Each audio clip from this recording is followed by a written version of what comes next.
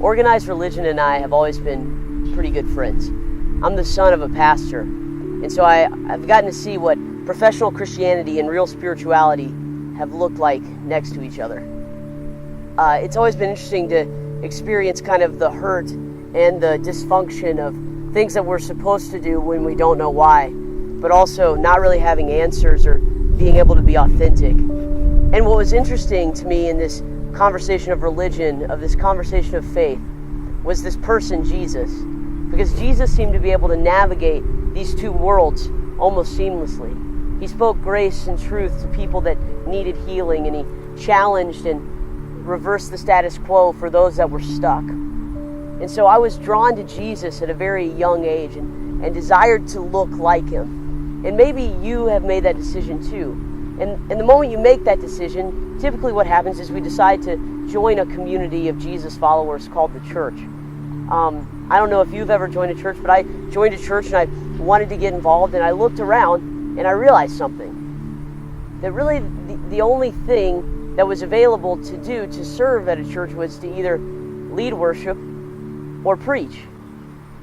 And I just decided to hedge my bets. I really wanted to be efficient and useful. And so I learned to play the acoustic guitar and to preach, hoping that one day I would be useful in the kingdom. But if you're like me and you've been in that situation, you were sitting in a pew, or if your church is hip, you're sitting in a theater chair and you're looking at the stage and you realize in your heart you're asking a question. Is this all there is?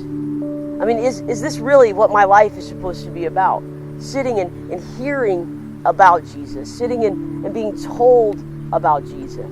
Because I feel like there's something inside of me that's supposed to experience him, that's supposed to change because of who he is. If you were like me, this is the question that was burning in my heart. But what's interesting is when you begin to study the scriptures, you begin to realize that church is a lot more quiet than God is. That church sometimes may make God feel distant, but he's not. See, in the scriptures we see that God desires to be close to humanity. We see that God desires to speak and move and lead all of us in a journey that changes who we are. There's a story in the Old Testament, in Joshua chapter 4, when Joshua is leading the children of Israel into the promised land, into their inheritance for many generations. And God tells Joshua before they are going to enter the land that they're going to cross over this river. And when they cross over the river, God asks Joshua to take 12 smooth stones representing all the people to the place where they camp that night. And then to take those 12 smooth stones and to set them in a pile. Now what's interesting is these 12 smooth stones would have stood out in the middle of the desert. Everything is windblown and craggy there, and these would have been smooth, beautiful stones. And the reason God told Joshua to do this, he explains, is that when Joshua's children and his grandchildren, and when his grandchildren's grandchildren walk by those pile of stones, they're going to naturally ask the question, where did they come from? And they're to tell them that the God that leads people is also leading them today.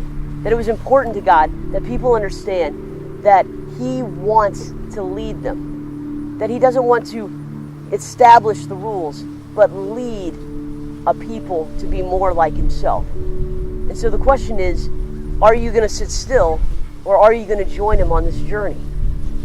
Are you going to be someone that risks and listens and tries new approaches to seeing where God may have you go? This is really the call to all of us. And the real way to figure out what's important to God is to experience him. And so hopefully as we unpack and look over these core values and you begin to experience what is important to God, you will experience the heart of God in a way that changes you forever.